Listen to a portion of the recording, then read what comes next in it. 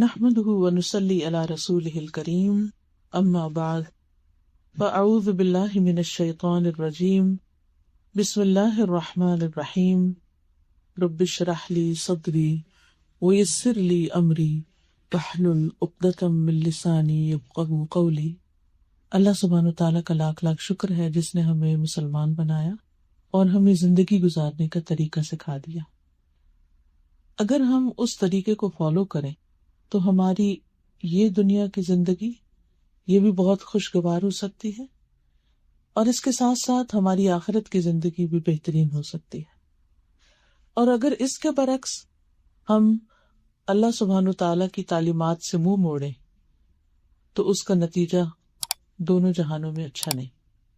اللہ تعالیٰ فرماتے ہیں قرآن مجید میں، من اعرض عن ذکری فإن له معیشة ضنکا وَنَحْشُرُهُ يَوْمَ الْقِيَامَةِ أَعْمَى قَالَ رَبِّ لِمَ حَشَرْتَنِي أَعْمَى وَقَدْ كُنْتُ بَصِيرًا قَالَ كَذَلِكَ أَتَتْكَ آيَاتُنَا فَنَسِيتَهَا وَكَذَلِكَ الْيَوْمَ تُنْسَى۔ من اعرض عن ذکری، جس نے میرے ذکر سے منہ موڑا، میری یاد سے، یعنی اللہ سبحانہ وتعالیٰ کے کلام سے، اس کے دین سے، اس کو یاد کرنے سے منہ موڑ لیا، اس کی طرف توجہ نہیں دی، یعنی دین سے اس کی کوئی دلچسپی نہیں، قرآن مجید سے کوئی دلچسپی نہیں، نماز سے نہیں، ذکر کی محفلوں سے نہیں، تو پھر اس کا نقصان کیا ہوگا؟ فَإِنَّ لَهُ مَعِيشَةً ضَنْكَا، تو اس کے لیے ہم زندگی تنگ کر دیں گے، یعنی دنیا میں بھی اس کے لیے مشکلات پیدا کریں گے، دل کی تنگی، رزق کی تنگی، اور اسی طرح لوگوں کی طرف سے تنگی، یعنی انسان کو طرح طرح کی پریشانیاں لاحق ہو جائیں گی۔ اور آخرت کا کیا ہوگا؟ وَنَحْشُرُهُ يَوْمَ الْقِيَامَةِ أَعْمَى، قیامت کے دن ہم اس کو اندھا اٹھائیں گے، اس کا حشر بہت خراب ہوگا۔ قَالَ رَبِّ لِمَ حَشَرْتَنِي أَعْمَى، وہ کہے گا شخص کہ اے میرے رب، تو نے مجھے اندھا کیوں اٹھایا، آج مجھے کچھ نظر کیوں نہیں آ رہا؟ وَقَدْ كُنْتُ بَصِيرًا، میں تو دیکھنے والا تھا، میری تو اچھی بلی آنکھیں تھیں۔ تو اس کا جواب اس کو کیا دیا جائے گا؟ قال، اللہ تعالیٰ فرمائے گا، کذالک اتتک آیاتنا، اسی طرح تیرے پاس ہماری آیات آئی تھی، فنسیتہا، تم نے ان کو بھلا دیا، یا تو پڑھ کے بلایا یا پھر ان کی طرف توجہ ہی نہیں دی، ان کو چھوڑ کے، ان کو بھول کے اور کاموں میں لگے رہے۔ تو نتیجہ کیا ہے؟ وَكَذَلِكَ الْيَوْمَ تُنْسَى، آج تم بھی بلائے جاتے ہو، آج تمہیں بھی کوئی یاد نہیں رکھے گا، آج تمہارا بھی کوئی حال پوچھنے والا نہیں۔ تو اس لیے بہت ضروری ہے کہ ہم ہر حال میں قرآن و سنت کے ساتھ اپنا رشتہ جوڑے رکھیں، اللہ سبحانہ وتعالیٰ کی یاد صبح و شام خصوصی طور پر اور دن میں بھی اس کو یاد کرتے رہیں، نماز کی شکل میں، قرآن کی تلاوت کی شکل میں، اور اس کے علاوہ وہ جو ہم سے چاہتا ہے اس کو جان کر، اس کو جاننے کی کوشش کہ وہ ہم سے کیا چاہتا ہے، کہ ہم اپنی زندگی کیسے گزاریں۔ تو اس لیے جب ہم قرآن مجید سے اور قرآن مجید کے علاوہ نبی صلی اللہ علیہ وسلم کی سنت سے استفادہ کرتے ہیں، فائدہ حاصل کرتے ہیں، علم لیتے ہیں، تو ہمیں بہت سے اپنے مسائل کے حل ملتے ہیں۔ ان مسائل کے حل کے لیے ہمیں کیا کرنا چاہیے؟ اگر ہم چاہتے ہیں کہ ہمارے دنیا کے ہم اور غم اور فکریں اور پریشانیاں اور تنگیاں ختم ہو جائیں، تو پھر ہم کچھ کام کریں، کچھ چیزیں کریں۔ سب سے پہلی بات کہ ہم اگر یہ چاہتے ہیں کہ اللہ سبحانہ تعالیٰ ہمیں یاد رکھے، ہماری دعائیں سنیں، تو پھر ہم بھی اس کے ذکر میں کمی نہ کریں، کیونکہ اللہ تعالیٰ قرآن مجید میں فرماتے ہیں، فاذکرونی اذکرکم، تم مجھے یاد کرو تو میں تمہیں یاد رکھوں گا۔ اللہ سبحانہ تعالیٰ اس وقت تک بندے کے ساتھ ہوتا ہے جب تک کہ بندہ اس کی یاد میں اپنے ہونٹ ہلاتا رہتا ہے، یعنی اس کا ذکر کرتا رہتا ہے۔ تو جو بندہ اللہ کو یاد کرتا رہتا ہے، اللہ سبحانہ تعالیٰ بھی اس کی طرف متوجہ رہتا ہے، اور پھر جب بندہ اس سے مانگتا ہے تو اللہ تعالیٰ اس کو عطا کرتا ہے۔ اس لیے مانگنے میں کبھی بھی کوتاہی نہیں کرنی چاہیے، کمی نہیں کرنی چاہیے، اور اس کا ذکر کرتے رہنا چاہیے۔ پھر اسی طرح اگر انسان یہ چاہتا ہے کہ اس کے دل کو اطمینان ہو، سکون ہو، پریشانیاں، غم، ہم، فکریں اور دل کی تنگی اور گھٹن کا علاج ہو، تو اس کے لیے بھی ذکر کرنے کی ضرورت ہے۔ قرآن مجید میں آتا ہے الا بذکر اللہ تطمئن القلوب، خبردار اللہ کے ذکر سے ہی دل اطمینان پاتے ہیں، کیونکہ وہ دلوں کی غذا ہے، دلوں کی روح ہے۔ ہم نے یہ کہانی بنائی ہوئی ہے کہ موسیقی روح کی غذا ہے، لیکن عام طور پر آپ نے دیکھا ہوگا کہ جب آپ کوئی گانا سن لیتے ہیں یا کہیں تھوڑی دیر کے لیے بھی کسی ایسے ماحول میں ہوتے ہیں تو اس کے بعد ایسے دل بے چین سا ہو جاتا ہے۔ یعنی اس وقت ہو سکتا ہے آپ انجوائے کر رہے ہوں، لیکن بعد میں خوشی کے بجائے ایک پریشانی سی لاحق ہو جاتی ہے، ایسے دل مردہ سا ہونے لگ جاتا ہے۔ تو دل جو ہے نا وہ اللہ کی یاد کے لیے بنائے گئے ہیں۔ اب دیکھیں جسم کا ہر عضو جو ہے نا اس کا کوئی کام ہے۔ آنکھیں کس لیے؟ دیکھنے کے لیے، کان سننے کے لیے، زبان بولنے کے لیے، ناک سونگھنے کے لیے، دماغ سوچنے کے لیے، اور دل یاد کے لیے۔ اب دیکھیے کہ جتنی بھی یادیں ہوتی ہیں نا ہماری، وہ ساری دل میں ہوتی ہیں، چاہے ہم بندوں کو یاد کریں چاہے ہم اللہ کو یاد کریں۔ تو ہمارے لیے لازم کیا ہے کہ بندوں سے زیادہ ہم اللہ کو یاد کریں، تب دلوں کے اندر اطمینان ہوتا ہے۔ بندوں کی یادیں انسان کو صرف ستاتی، پریشان کرتی۔ آپ اگر اپنے ماں باپ کو یاد کرنے بیٹھیں تو آپ کا دل دکھی ہو جائے گا۔ آپ اپنے بہن بھائیوں کو جو دور ہیں ان کو یاد کریں تو آپ کا دل اداس ہو جائے گا۔ اگر بچے آپ کو چھوڑ کے کہیں اور چلے گئے ہیں ان کو یاد کریں گے تو پھر پریشان ہوں گے، یا اپنے کو ماضی کے کوئی حالات اور واقعات یاد کریں تو اس سے بھی کیا ہوگا؟ دل پریشان ہوگا۔ لیکن اگر آپ اللہ کو یاد کریں گے تو کیا ہوگا؟ دل خوش ہو جائے گا، دل کو سکون آ جائے گا۔ تو اس لیے انسان کو مسلسل اللہ کی یاد میں وقت گزارنا چاہیے، اس کو نہیں بھولنا چاہیے۔ پھر اسی طرح انسان یہ بھی چاہتا ہے کہ اس کے رزق میں فراخی ہو، اس کے رزق میں برکت ہو، اور انسان کی عمر لمبی ہو، عمر میں برکت ہو، زندگی انجوائے کرے، اچھے اچھے کام کرے۔ تو اس کے لیے بتایا گیا کہ اپنے رشتہ داروں کے ساتھ اچھا سلوک کرو، حقوق العباد ادا کرو۔ تو ایک طرف ہمیں اللہ کو یاد کرنا ہے اور دوسری طرف ہمیں بندوں کے حقوق دینے۔ ہم میں سے کون ہے جو یہ نہ چاہتا ہو کہ اس کے رزق میں فراخی ہو؟ سبھی چاہتے ہیں، لیکن ہم یہ سمجھتے ہیں کہ اگر ہم اپنا رزق یعنی کنٹرول کر کے رکھیں گے، اپنے ہاتھ میں رکھیں گے، اپنے بینک میں پیسے رکھیں گے، اپنی مرضی سے خرچ کریں گے یا اپنے اوپر ہی خرچ کریں گے تو شاید اس سے ہمیں زیادہ فائدہ ہو۔ جبکہ ہمارا دین ہمیں یہ بتاتا ہے کہ اگر تم اپنے رزق کو بڑھانا چاہتے ہو اور اس میں برکت چاہتے ہو تو صرف اپنے اوپر خرچ نہ کرو، رشتہ داروں پر بھی خرچ کرو۔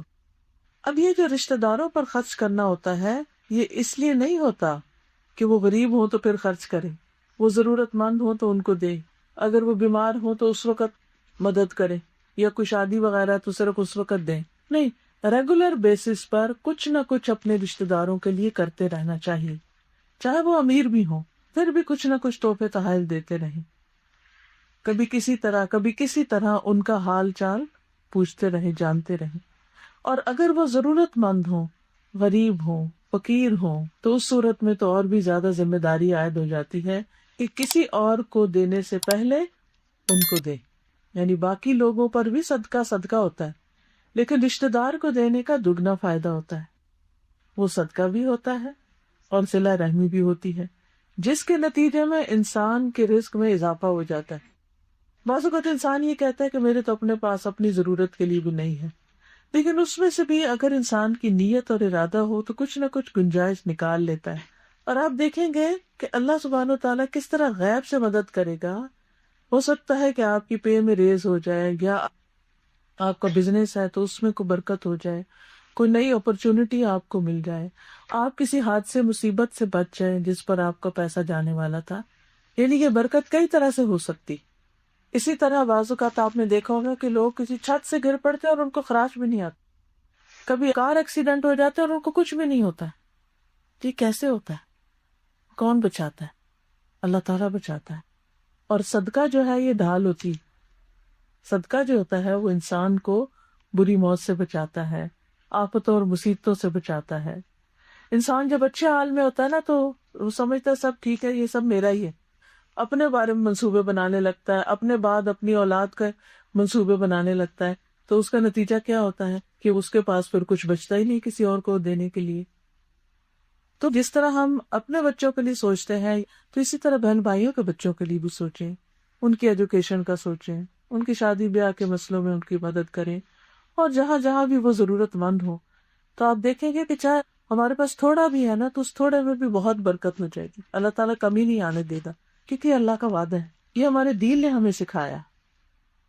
پھر اسی طرح جو شخص یہ چاہتا ہو کہ اس کے مال میں برکت ہو، بڑھے، اس کو بھی صدقہ کرنا چاہیے. نبی صلی اللہ علیہ وسلم نے قسم کھا کے یہ بات فرمائی کہ صدقہ کرنے سے مال کم نہیں ہوتا، صدقہ کرنے سے مال کم نہیں ہوتا. جو آپ کی قسمت کا ہے وہ آپ کو مل کر رہے، آپ دیتے جائیں، اللہ تعالیٰ پیچھے سے اور دے دے گا. آپ دیکھیں کہ جتنا ہم نے پیدائش سے لے کر اب تک خرچ کیا ہے، جتنا کچھ کھایا پیا، کیا وہ اس دن ہمارے پاس تھا جب ہم پیدا ہوئے تھے؟ آج جو کپڑے ہم نے پہنے ہوئے ہیں یہ اس وقت تھے؟ نہیں تھے نا. اس سال میں ہم نے جو کچھ کھایا پیا ہے کیا اس وقت وہ تھا؟ نہیں تھا. اور کیا اس وقت ہمیں پتا تھا کہ ہم نے یہ جو پہنا ہوا یہ کہاں سے آئے گا؟ نہیں. ہم سالوں سال کھاتے ہیں پیتے ہیں اور ایسا تو نہیں ہوتا کہ ہمارے پاس آئندہ 10 سال کا بھی رکھا ہوا ہو. ہم آگے بڑھتے جاتے ہیں، اللہ تعالیٰ دیتا جاتا ہے دیتا جاتا ہے، اپنے خزانوں میں سے دیتا ہے. ہم تو اکٹھا کر کے رکھ بھی نہیں سکتے اتنا. تو دینے والا تو وہ ہے، رستے تو وہ کھولے گا، لیکن اس میں جو دیا ہے اس میں بخل نہ کر، اس کو دینے والے بنے. پھر اسی طرح انسان کبھی یہ چاہتا ہے کہ وہ اللہ کو راضی کرے، اس کے دل میں خیال آتا ہے، اور جب اللہ کو راضی کرنا چاہتا ہے تو چاہتا ہے کہ اچھا سا کام کرے. اچھے سے کاموں میں سب سے اچھا کام جو ہے نا اللہ کے لیے کرنے کا، جس سے اللہ راضی ہوتا ہے، وہ نماز ہے. وہ نماز جس میں واقعی اللہ کو یاد کیا جائے اور نماز میں خشوع و خضوع آئے. بہت سے لوگ سوال کرتے ہیں کہ کوئی طریقہ بتائے کہ نماز میں دل لگے اور نماز میں دھیان ادھر ادھر نہ ہو اور پوری ہماری توجہ ہو، تو اس کے لیے کیا کیا جائے. تو یاد رکھیے، اگر آپ یہ سوچ کے نماز پڑھ رہے ہیں نا کہ یہ میری آخری نماز ہے، پتہ نہیں اگلی نماز پڑھ سکتا ہوں کہ نہیں، تو آپ کی نماز میں زیادہ سے زیادہ دل لگے گا. تو ہر نماز کو اپنی آخری نماز سمجھ کے پڑھنا شروع کریں، تو نمازوں کی کوالٹی بہت اچھی ہو جائے گی. آپ انجوائے کر کے اس کو پڑھیں گے کہ میں اپنی آخرت کے لیے کچھ کما لوں. اور جتنی اچھی آپ نماز پڑھیں گے اتنی ہی زیادہ اللہ سبحانہ وتعالیٰ کو راضی کرنے کی اپنے اندر ہمت پائیں گے اور آپ کی کوشش ہوگی. اور پھر جب دل چاہتا ہے کبھی کہ انسان اللہ تعالیٰ کے بہت قریب ہو، اور ہم دعا بھی کرتے ہیں اللہ ہمیں اپنے قریب کر لے، تو حدیث میں آتا ہے کہ انسان سب سے زیادہ اللہ تعالیٰ کے قریب سجدے کی حالت میں ہوتا ہے. وسجد وقترب، سجدہ کرو اور قریب ہو جاؤ.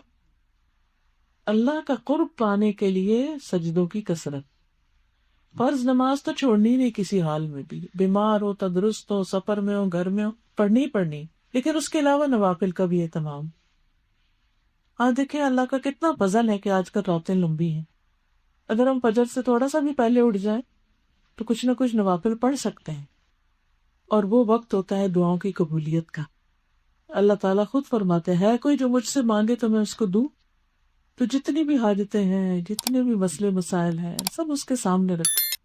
بچوں کے لیے مانگے، اپنے لیے مانگے، ماں باپ کے لیے مانگے. اس سے آپ کی زندگی اور وقت میں برکت بھی ہوگی. پھر اس کے بعد چاشت کی نماز ہے یا اشراق کی نماز ہے. حدیث میں آتا ہے کہ اے ابن آدم، دن کے اول حصے میں 4 رکعتیں پڑھ لے، میں دن کے آخری حصے تک تیرے لیے کافی ہو جاؤں گا، سارے مسئلے حل ہو جائیں گے. تو بعض اوقات ہمارے پاس وہ نماز پڑھنے کا ٹائم نہیں ہوتا. چلے 4 نہیں پڑھ سکتے تو 2 ہی پڑھ لیں. اور یہ 2 پڑھنے کا کتنا فائدہ ہے؟ جسم کے 360 جوڑوں کا صدقہ ہے۔ اگر آپ اس نماز کی پابندی کر دیں تو آپ دیکھیں گے کہ آپ بڑھاپے تک چلتے پھرتے رہیں گے، آپ کے جوڑ سلامت رہیں گے، کیونکہ آپ ہر روز صدقہ دے رہے ہیں جوڑوں کا، ہر روز۔ پیسوں کی شکل میں تو اتنا نہیں دے سکتے، لیکن 2 نفل جو ہیں بدن کا صدقہ ہو گیا۔ اور صدقہ کرنے سے کیا ہوتا ہے؟ بلائیں ٹلتی ہیں۔ بعض اوقات آپ صدقہ دینا بھی چاہتے ہیں، ہر روز کو لینے والا نہیں ہوتا، تو پھر کیا کریں؟ تو 2 نفل پڑھتے جائیں ہر روز، اور اس میں کبھی بھی سستی نہ کریں۔ پھر اسی طرح یہ ہے کہ نمازوں کے بعد جو دن میں 12 سنتیں پوری کرتا ہے اس کے لیے جنت میں گھر کی بشارت ہے۔ آپ ہر روز پڑھیں، ہر روز ایک گھر بنے گا آپ کا، کیونکہ قیامت کے دن پھر جب جنت میں لوگ جائیں گے تو ہمیشہ ادھر ہی رہنا ہے، ادھر سے نکلنا نہیں ہے۔ تو پھر جتنے جس کے گھر ہوں گے، جتنی ورائٹی ہوگی، کبھی اس میں رہے گا، کبھی ادھر جائے گا، کبھی ادھر جائے گا، کوئی روک ٹوک نہیں، نہ کھانے پہ، نہ پینے پہ، نہ سیر و تفریح پہ، نہ گھروں پہ، کسی چیز پہ، تو اتنا زیادہ انجوائے کریں گے نا۔ لیکن آج تیاری کا دن ہے، آج کچھ کرنے کا دن ہے جس میں ہم نے اپنے لیے کچھ تیار کرنا ہے، لہذا اس کے لیے آپ کوشش کریں، تھوڑا سا وقت نکال کے اپنے نمازوں میں سنتیں اور نفل وغیرہ بھی پڑھیں۔ پھر اسی طرح اگر آپ چاہتے ہیں کہ آپ کو دنیا میں بھی قیمتی نعمتیں ملیں تو اس کے لیے آپ لوگوں کو تعلیم دیں۔ حدیث میں آتا ہے تمہارے ذریعے ایک شخص ہدایت پا جائے وہ تمہارے لیے قیمتی اونٹوں سے بہتر ہے، سرخ اونٹوں سے بہتر ہے۔ سرخ اونٹ عربوں کے بڑے قیمتی اونٹ ہوتے تھے اور لاکھوں میں ان کی قیمت ہوتی تھی۔ ایک اور حدیث میں آتا ہے جو شخص یہ چاہتا ہے کہ ہر روز صبح بطحان اور عقیق 2 بازاروں کے نام، آبادیوں کے نام تھے، وہاں جائے اور موٹی تازی اونٹنیاں لے آئے، یعنی مفت میں لے آئے، تو کون کون پسند کرے گا؟ تو صحابہ نے کہا ہم پسند کریں گے۔ تو آپ نے فرمایا کہ تم اگر کسی کو 3 آیتوں کی تعلیم دو یا 3 آیتیں سکھاؤ تو وہ تمہارے لیے ان 3 اونٹنیوں سے بہتر ہے۔ یعنی جب انسان دین سیکھتا ہے، دین سکھاتا ہے، لوگوں کا بھلا کرتا ہے تو اللہ سبحانہ تعالیٰ اس کی مدد فرماتا ہے۔ پھر اسی طرح ہم یہ چاہتے ہیں کہ اللہ تعالیٰ ہم سے محبت کرے، ہم میں سے ہر شخص کی یہ خواہش ہے کہ اللہ تعالیٰ ہم سے محبت کرے۔ اس کے لیے ہمیں نبی صلی اللہ علیہ وسلم کی سنت کی پیروی کرنی چاہیے۔ اب مثال کے طور پر آپ صبح کے وقت اٹھتے ہیں، اٹھتے ہی آپ آنکھ کھولتے ہیں اور آپ کی آنکھیں جو ہے نا وہ کھل نہیں رہی ہوتی نیند کی وجہ سے، تو ایک چھوٹی سی سنت ہے، آپ صلی اللہ علیہ وسلم صبح کے وقت اپنی نیند کو پوچھتے تھے۔ پوچھتے کیا تھے؟ یعنی اس طرح ہاتھوں کو آنکھوں پہ ملتے تھے۔ اب آپ اٹھتے ہی ایک سنت کی پیروی کر رہے ہیں، کیا اللہ تعالیٰ کو آپ پہ پیار نہیں آئے گا کہ انہوں نے دن کا آغاز ایک سنت سے کیا ہے؟ اور ایک یہ ہے کہ بندہ اٹھ جائے، نہ اللہ کا ذکر کرے، نہ ہی کسی سنت کی پیروی کرے، تو وہ زندگی کیا کہ جس کو انسان اس طرح گنواتا جائے۔ اسی طرح مسواک کرنا، اسی طرح دائیں ہاتھ سے کھانا، بیٹھ کے کھانا، 3 سانس میں پینا، مسکرانا، سلام کرنا، ہاتھ ملانا، دوسروں کے لیے دل صاف رکھنا، یہ ایسی سنتیں ہیں کہ جو اللہ کی محبت آپ کے نصیب میں ہو جائے گی، اور جس سے اللہ تعالیٰ محبت کرے پھر سب اس سے محبت کرنے لگتے ہیں۔ تو اس کے لیے حریص ہوں، علم سیکھیں، جانیں، کوشش کریں کہ پیارے نبی کی کون کون سی سنتیں ہیں تاکہ میں ان پر عمل کروں اور اللہ کی محبت پاؤں۔ اسی طرح اگر ہم چاہتے ہیں کہ قیامت کے دن نبی صلی اللہ علیہ وسلم کا ساتھ ملے تو پھر سجدوں کی کثرت کر دیں۔ ایک صحابی سے آپ نے پوچھا کہ تمہیں کچھ چاہیے؟ مانگو مجھ سے، کہ وہ آپ کے وضو کرواتے تھے، وضو کا پانی دیتے تھے۔ تو ان کا کہ اللہ کے رسول صلی اللہ علیہ وسلم میں چاہتا ہوں جنت میں بھی آپ کے ساتھ رہوں۔ تو آپ نے فرمایا اچھا پھر سجدوں کی کثرت سے میری مدد کرو تاکہ میں تمہیں اپنے ساتھ رکھ سکوں۔ اگر تمہاری نمازیں زیادہ ہوں گی، سجدے زیادہ ہوں گے، تو اس کے لیے بھی جب کہیں موقع ملے اپنا نوافل پڑھ لیجیے، اور نیت کیا رکھے کہ اللہ تعالیٰ قیامت کے دن نبی صلی اللہ علیہ وسلم کی صحبت نصیب ہو۔ دنیا میں تو نہیں ہم اس وقت ہیں، لیکن کیونکہ وہ اللہ کے محبوب ہیں، اللہ کے چنے ہوئے بندے، اور ان کی محبت ہمارے ایمان کا حصہ ہے۔ اسی طرح اگر آپ چاہتے ہیں کہ آپ کے درجے بلند ہوں، آپ کے گناہ معاف ہوں، آپ پر رحمتیں نازل ہوں تو درود شریف پڑھیے. ایک دفعہ درود شریف پڑھنے سے 10 رحمتیں آتی ہیں، 10 درجے بلند ہوتے ہیں، 10 گناہ معاف ہوتے ہیں. کیا مشکل ہے ہمیں درود شریف پڑھنے؟ کوئی مشکل نہیں، صرف توجہ کرنے کی ضرورت ہے کہ ہم اللہ سبحانہ تعالیٰ کی طرف متوجہ ہو جائیں. اسی طرح اگر ہم چاہتے ہیں کہ ہماری نیکیوں میں اضافہ ہو، بہت نیکیاں ہمارے پاس، تو قرآن کی تلاوت کریں، کیونکہ ہر حرف پر 10 نیکیاں. اب آپ دیکھیں جب ہم فضول باتیں کرتے ہیں تو کتنی نیکیاں ملتی ہیں ہم کو، بولے جاتے بولے جاتے بولے جاتے، حالانکہ ہم اس وقت میں ضروری کام کاج کر کے اپنے قرآن کی تلاوت کر سکتے ہیں. اور زیادہ تلاوت وہ کر سکتا ہے جو قرآن کا کچھ حصہ حفظ کرتا ہے، کیونکہ اس نے حفظ پکا کرنا ہوتا ہے. وہ ایک آیت کو 10 دفعہ پڑھتا ہے، 20 دفعہ پڑھتا ہے، جبکہ عام لوگ ایک آیت کو کتنی دفعہ پڑھتے ہیں؟ 1 دفعہ پڑھتے ہیں، اور وہ 1 کی جگہ 10 پڑھتا ہے. تو اجر کس کا زیادہ ہوا؟ کس کی نیکیاں بڑھ گئی؟ جو 10 دفعہ پڑھ رہا ہے. تو گویا آپ نے 1 حرف پہ 10 لی، اس نے 1 حرف پہ 100 لی، اور وہ قیامت کے دن بہت فائدہ دیں گی اس کو. تو کبھی نہ سوچے اچھا اب تو ہماری عمر زیادہ ہوگی، اب ہم سے نہیں حفظ ہوتا، ہمیں تو یاد ہی نہیں رہتا. آپ کا حافظہ بھی اچھا ہو جائے گا. اگر آپ کو اللہ توفیق دے تو سارا قرآن حفظ کر لیں، اگر سارا نہیں کر سکتے تو سورتیں تو یاد کر لیں، سورت ملک یاد کر لیں، سورت کہف یاد کر لیں، اسی طرح اور چھوٹی چھوٹی صورتیں یاد کر لیں، اور پھر نماز میں پڑھنا شروع کر دیں. کیونکہ جب تک آپ نماز میں نہیں نہ پڑھتے تو پتہ ہی نہیں چلتا کیا حفظ ہوا اور کیا نہیں ہوا. اور پھر اگر ترجمے سے اس کو یاد کرتے ہیں تو اور بھی اچھا ہوتا ہے، کیونکہ پھر آپ کو سمجھ آ رہی ہوتی ہے کہ آپ پڑھ کیا رہے ہیں، اس کا ثواب بھی کچھ اور ہی ہوتا ہے. تو بہترین نسخہ ہے نیکیوں میں اضافہ کرنے کا، اپنا میزان بھاری کرنے کا، قرآن کی تلاوت کی کثرت. اللہ ہم سب کو توفیق دے. اب دیکھیے کہ اگر آپ نہیں بھی پڑھ سکتے تو کچن میں کام کر رہے ہیں، گھر کی صفائی کر رہے ہیں، کچھ ایسا انتظام رکھیے کہ قرآن کی تلاوت لگی ہوئی ہو اور آپ ساتھ ساتھ دل میں دہرا رہے ہوں. پھر باقاعدہ کہیں اگر کلاس ہو رہی ہے یہاں کہیں وہاں جائیں، کوئی ٹیچر ملتا ہے تو اس کو پکڑیں، اپنے گھر میں لوگوں کو بلا کے کچھ نہ کچھ پڑھائیں. کیونکہ پڑھانے سے جو نیکیاں بڑھتی ہیں نا، آپ نے کسی کو ایک سورت یاد کرا دی، وہ جتنی دفعہ پڑھے گا نا اور اس کا ثواب ہوگا، ساتھ ہی آپ کو بھی ہوگا. کتنا زیادہ فائدہ. پھر اسی طرح اگر انسان چاہتا نا کہ مرنے کے بعد بھی اس کی نیکیاں جاری رہیں، اس کا اعمال نامہ بند نہ ہو، تو 3 کام کریں. نمبر 1، اولاد کی اچھی تربیت کریں، ان کو دعا سکھائیں، نماز سکھائیں. جب وہ نماز پڑھیں گے نا تو اس نماز میں وہ پڑھیں گے ربنا اغفر لی ولوالدی وللمؤمنین یوم یقوم الحساب. اور جتنی دفعہ وہ پڑھے گا اتنی دفعہ آپ کے درجے آگے بلند ہوں گے. ایک انسان کہتا ہے جو فوت ہو جاتا ہے، جس کا درجہ بلند ہوتا ہے، وہ کہتا ہے یا رب یہ میں تو دنیا سے چلا آیا تو یہ میرا درجہ کیسے بلند ہوا؟ وہ کہتے ہیں تیرے بچے نے تیرے لیے دعا کی ہے. تو وہ کب کرے گا؟ ویسے تو پتہ نہیں اسے یاد رہے گا کہ نہیں، نماز میں تو کرے گا نا، ربنا اغفر لی ولوالدی وللمؤمنین یوم یقوم الحساب. لیکن اگر ہم نے بچوں کو نماز ہی نہیں سکھائی اور نماز کی پابندی نہیں کرائی اور ان کو اس کا شوق ہی نہیں دلایا، تو پھر کون کرے گا دعا؟ ہر کوئی اپنے اپنے ماں باپ کے لیے کرے گا. تو اس لیے بہت ضروری ہے کہ اولاد کو نماز کا پابند بنائے. پھر دوسرا کام کیا کریں؟ اپنے مال کو ایسی جگہ لگائیں جہاں آپ کے مرنے کے بعد بھی وہ سلسلہ جاری رہے، وہ کام ہوتا رہے. کسی مسجد میں لگائیں، کسی دینی پڑھائی کی جگہ پر لگائیں، کتابیں ایسی لیں دیں لوگوں کو، تاکہ آپ فوت بھی ہو جائیں تو بعد میں لوگ اس سے فائدہ اٹھاتے رہیں اور آپ کے لیے ثواب آتا رہے.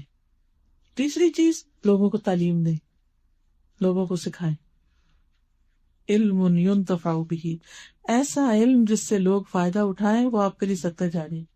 مثال کے طور پر آپ کسی کو یہ کارڈ دے دیتے ہیں کہ تم پڑھو.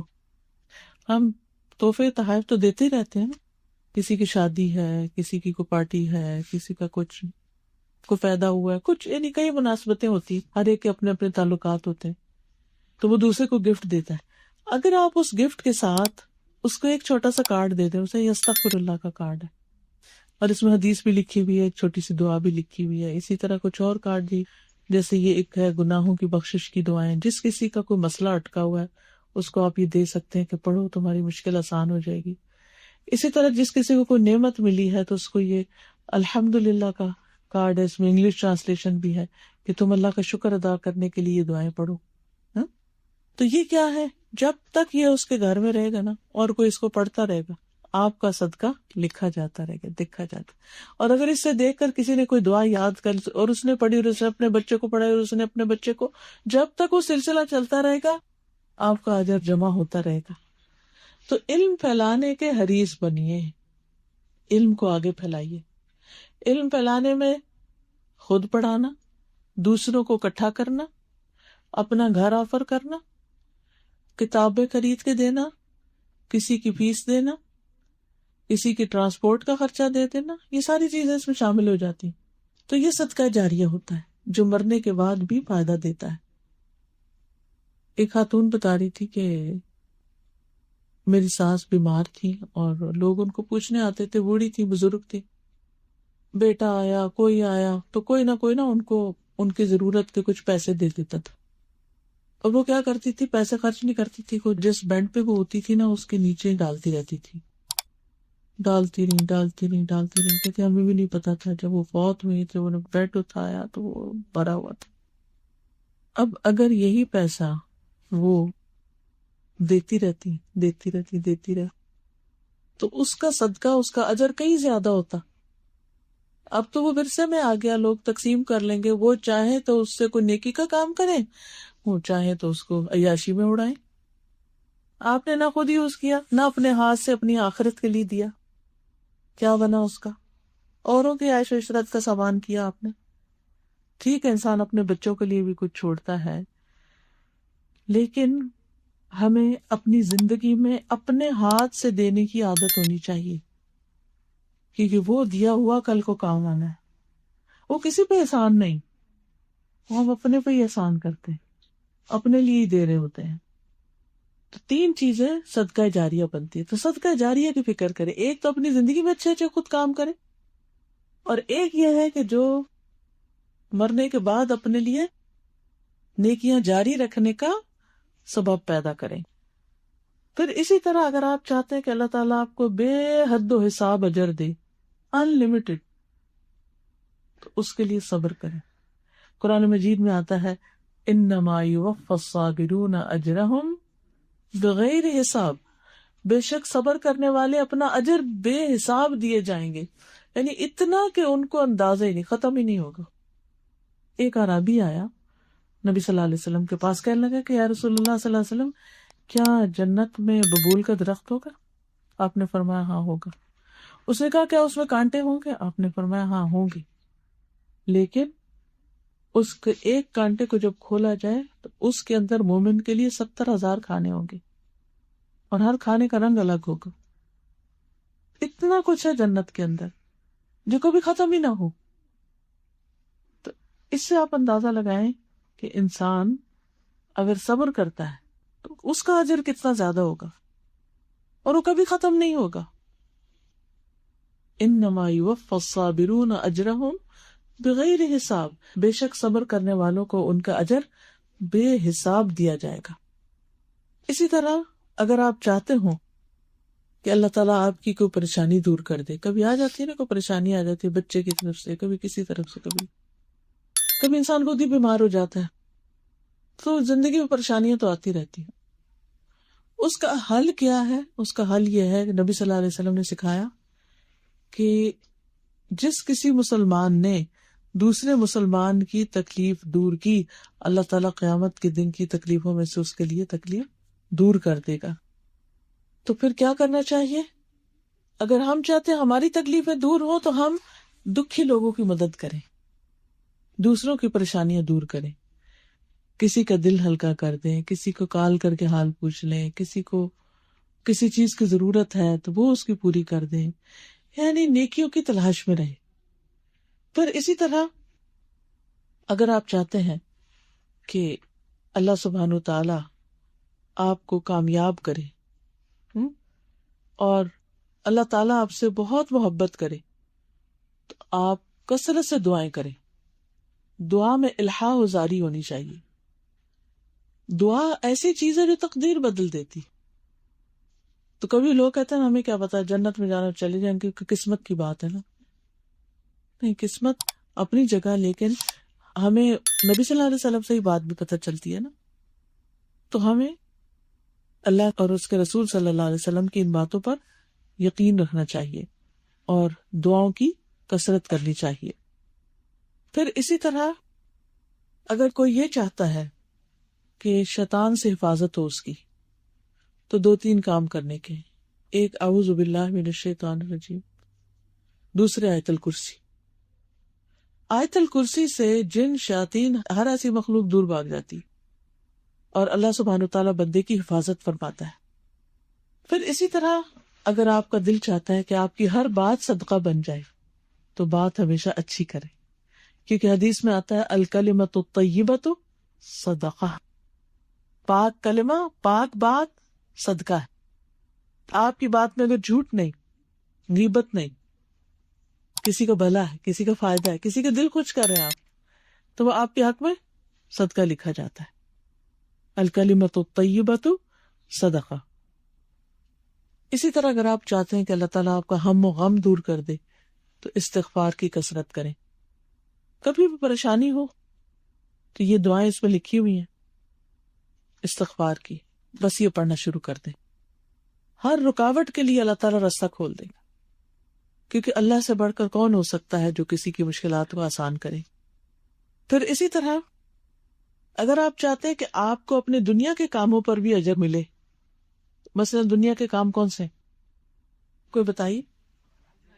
گھر کے کام کاج، کھانا پکانا، صفائی کرنا، بچوں کے کام، ان کی خدمت، اس کو یہ دے، اس کو وہ دے، اس کا یہ کر، اس کا وہ، سارا دن کچھ نہ کچھ چلتا رہتا ہے. تو اس میں نیت اچھی کر لیں کہ ہم یہ سب اللہ کے لیے کر رہے ہیں، کسی پہ احسان نہیں. اس سے ایک تو فائدہ یہ ہوگا کہ آپ کے اپنے رشتہ داروں سے، گھر والوں سے تعلقات اچھے ہوں گے، اور دوسرا یہ کہ ساری چیزیں عبادت بن جائیں گی جب آپ ان کو اللہ کے لیے کریں گے. مثلا آپ صفائی کر رہے ہیں، لانڈری کر رہے ہیں، برتن دھو رہے ہیں، آپ کی نیت کیا ہونی چاہیے؟ اللہ تعالیٰ کو صفائی ستھرائی بہت پسند ہے.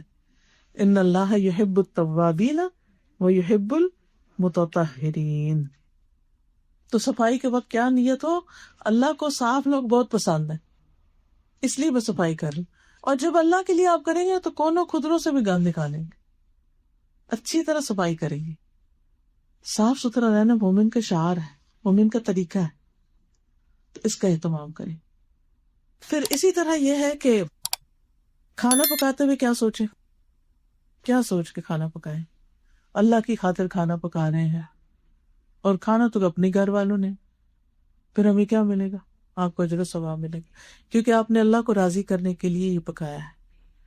چاہے گھر والوں کے لیے پکائیں، اللہ کی خوشی کے لیے، اسے کھانے میں ٹیسٹ بھی بڑا اچھا آئے گا. کیونکہ جس کھانے کو آپ بد دلی سے پکاتے ہیں تو اس کا وہ مزہ ہی نہیں ہوتا. پتہ چل رہا ہے وہ اثرات اس میں ہی آ جاتے ہیں. جو کھا کے عبادت کرے گا اس کا بھی اجر. جی، جو کھا کے عبادت کرے گا اس کا اجر ملے گا. اور اسی طرح یہ ہے کہ وَيُطْعِمُونَ الطَّعَامَ عَلَى حُبِّهِ مِسْكِينًا وَيَتِيمًا وَأَسِيرًا. اس کی محبت میں کھلاتے ہیں یتیم، مسکین اور قیدی کو. اب قیدی سے ہم مراد لیتے ہیں وہ جیل میں، ٹھیک ہے جیل والوں کو بھی کبھی کھلا دیں، لیکن یہ جو چھوٹے بچے ہیں یہ آپ کے پاس قیدی ہی ہیں، آپ ان کے لیے نہیں پکائیں گے، نہیں بنائیں، کدھر جائیں گے وہ؟ تو یہ سب کچھ کرنا جو ہے یہ بھی آپ کے لیے عبادت بنے. اسی طرح آپ نہا رہے ہیں، دھو رہے ہیں، وضو کر رہے ہیں، ڈسٹنگ کر رہے ہیں، کچھ بھی کر رہے ہیں، بس ان سب کاموں کو اللہ کے لیے کریں. جو بھی دنیا کے کام ہیں، بچوں کو اسکول چھوڑنے جا رہے ہیں، لینے جا رہے ہیں، ہمسائے کی عادت کر رہے ہیں، کسی اور کی گروسری کرنے چلے گئے ہیں، کچھ بھی کر رہے ہیں، کسی کو رائڈ دے رہے ہیں، کسی کو وزٹ کر رہے ہیں ہاسپٹل میں، کسی کو کوئی اچھا مشورہ دے رہے ہیں، سارے کا سارا سب کچھ اللہ کے لیے، تو سب کچھ عبادت. پھر اسی طرح اگر آپ چاہتے ہیں کہ جنت الفردوس میں آپ کے خوب بڑے بڑے باغات ہوں، وہ تسبیحات کی کثرت کر دیں، کثرت سے اللہ کو یاد کریں. اسی طرح چھوٹی مشکل ہو یا بڑی مشکل ہو، ہر مشکل میں اللہ کی طرف توجہ کریں، کیونکہ جو شخص اللہ پہ توکل کرتا ہے وَمَن يَتَوَكَّلْ عَلَى اللَّهِ فَهُوَ حَسْبُهُ، جو اللہ پہ بھروسہ کر لیتا ہے اللہ اس کے لیے کافی ہو جاتا ہے. تو اپنے آپ کو تنہا نہ سمجھے. مشکل کتنی بھی بڑی ہو، رکاوٹ کتنی بھی زیادہ ہو، مسئلہ خواہ صحت کا ہو، خواہ کسی بھی چیز کا ہو، اللہ سے مانگتے رہے. مایوس تو ہونا ہی نہیں. ڈاکٹرز مایوس بھی کر دیں، آپ مایوس نہ ہو، کیونکہ اس سے انسان کا اللہ سبحانہ وتعالیٰ کے بارے میں گمان اچھا رہتا ہے. ہمیں اللہ کے بارے میں گمان اچھا ہی رکھنا چاہیے اور اس کے لیے خوب اللہ تعالیٰ سے دعائیں کرنی چاہیے. ان دعاؤں میں جو خاص طور پر مشکلات، دکھ، تکلیف، پریشانی کے ازالے کے لیے ہے، ایک بڑی خوبصورت دعا ہے. اللہم انی اعوذ بک من الہم والحزن والعجز والکسل والجبن والبخل ودلع الدین وغلبۃ الرجال. 8 چیزوں سے پناہ مانگی گئی اس میں. اللہم انی اعوذ بک من الہم والحزن. ہم ہوتا ہے فیوچر کا، کیا بنے گا، یہ کام کیسے ہوگا، یہ کیسے ہوگا. اب تک کس نے کیے؟ سب اللہ ہی نے کیا. آندہ ہے تو وہ بھی کرے گا. اس لیے کسی پریشانی کو اپنے اوپر حاوی نہ ہونے دیں. وہ سننے والا ہے اور سارا اختیار اس کے ہاتھ میں. ہر پارے میں تقریباً آتا ہے ان اللہ علی کل شیء قدیر. تو یہ صرف کہنے کی حد تک نہ ہو، یقین بھی ہو کہ واقعی اللہ ہر چیز پہ قادر ہے. اللہ سبحانہ وتعالیٰ ہر چیز پہ قدرت رکھتا ہے، سب کچھ کر سکتا ہے. تو کل کا غم نہ لگائیں، آنے والے وقت کے بارے میں فکر مند نہ زیادہ رہا کریں. اگر بچے بگڑے ہوں تو اللہ ہدایت بھی تو دے سکتا ہے نا. ہم دعا مانگتے رہے، کوشش کرتے رہے، ہدایت تو اللہ دے گا. اسی طرح باقی چیزیں بھی جو زندگی میں پیش آ رہی. اور حزن ہوتا ہے ماضی کا، پاسٹ کا، جو گزر چکا. فلاں نے میرے ساتھ یہ کیا تھا، میرے ساتھ یہ کیوں ہوا، ایسا ہو گیا، ویسا ہو گیا. وہ پچھلی پرانی باتیں دہرا کے بعض اوقات انسان اپنے آپ کو پریشان رکھتا ہے. تو اس سے بھی پناہ مانگے، کیونکہ جب انسان کا ذہن الجھا رہتا ہے نا، کبھی فیوچر میں کبھی پاسٹ میں، تو وہ پریزنٹ کو بھول جاتا ہے.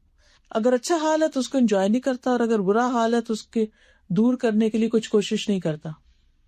تو حل کیا ہے پھر؟ کیا کریں؟ کیا حل؟ اللہ سے دعا. کون سی دعا کریں؟ اللہم انی اعوذ بک من الہم والحزن. کوئی چیز اس وقت بھی آپ سوچیں جو آپ کو بادر کرتی رہتی، جو سارا وقت آپ کے دماغ پہ چھائی رہتی ہے، اس چیز کا کیا ہوگا، اس کا کیا ہوگا، اس کا کیا ہوگا. زیادہ سوچنے کی بجائے اسی وقت اپنے آپ کو stop your self, deep breathing کرے تھوڑی دیر، یا ٹھنڈا سانس لے اور اس کے بعد دعا پڑھے.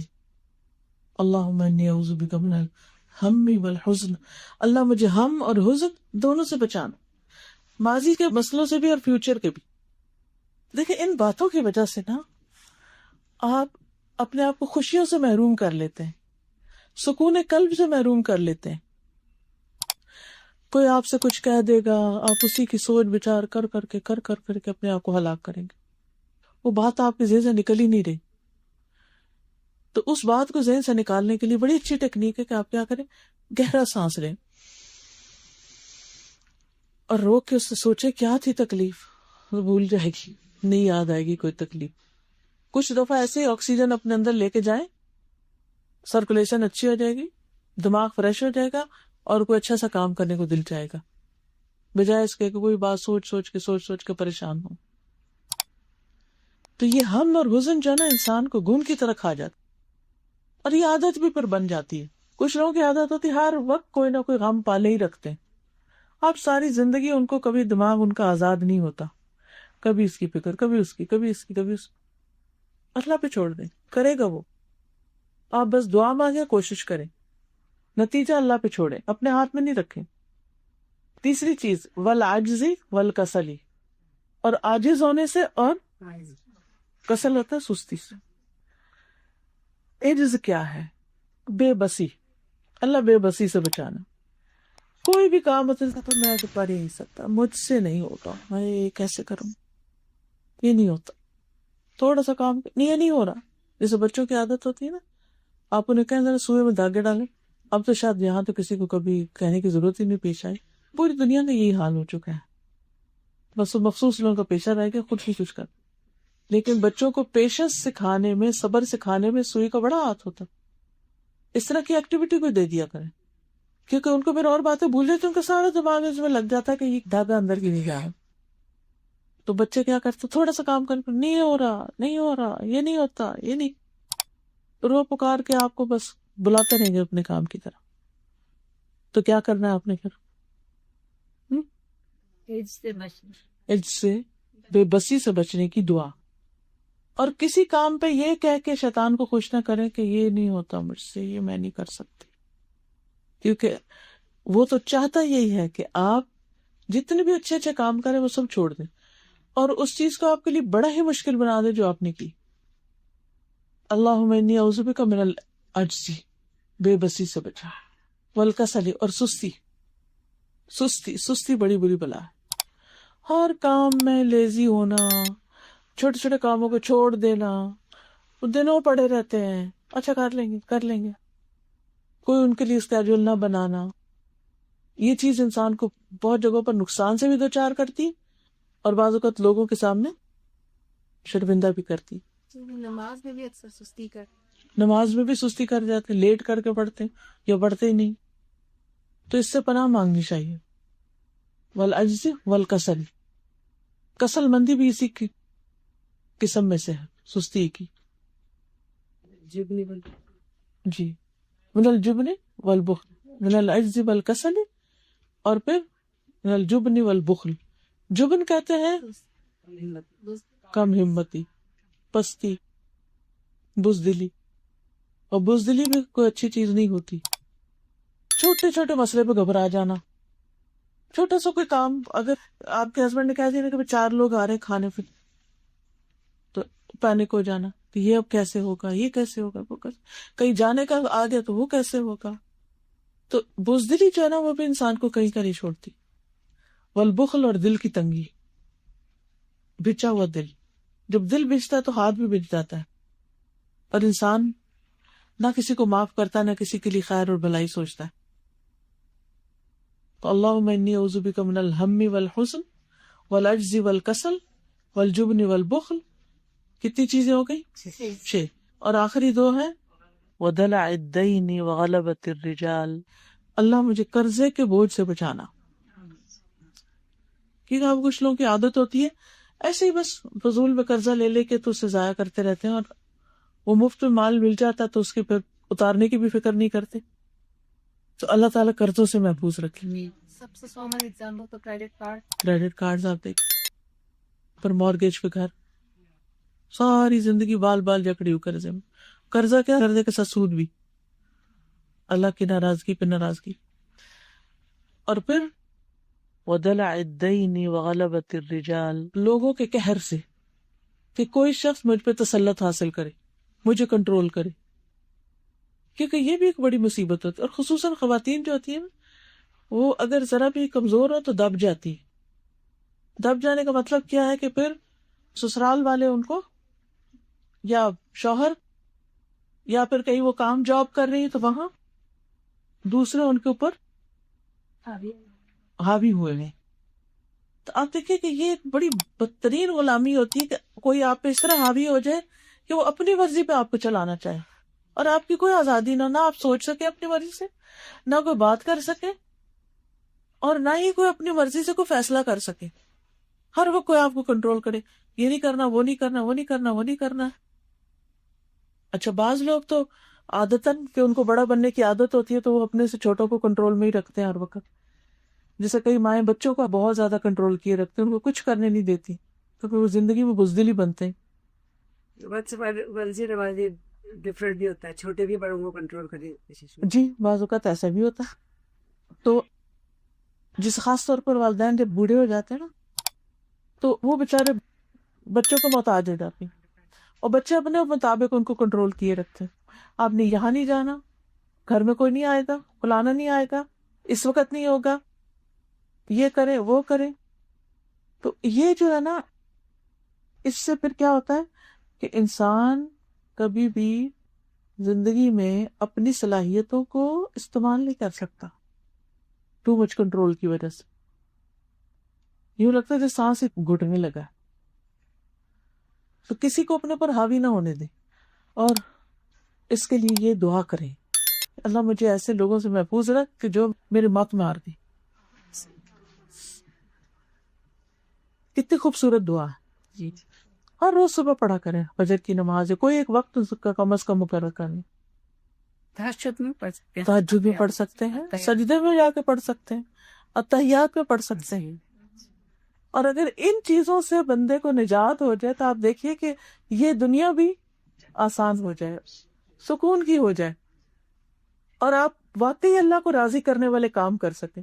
دیکھیے بعض بیچارے لوگ تو اتنے مجبور ہوتے ہیں کہ ان کو نماز پڑھنے کی بھی اجازت نہیں ہوتی جہاں وہ کام کرتے ہیں یا پھر جس گھر میں وہ رہتے ہیں. ہر وقت بندوں کی خدمت، اس کا مطالبہ پورا کر، اس کا کر، اس کا کر، اپنی نماز روزہ ہر چیز اسٹیک. نہیں، اللہ ہم کو اتنی آزادی دے کہ ہم اپنی مرضی سے اللہ کو یاد کر سکیں، ذکر کر سکیں، اس کی عبادت کر سکیں، اور بیچ میں کوئی آڑے نہ آئے، کوئی رکاوٹیں نہ آئے.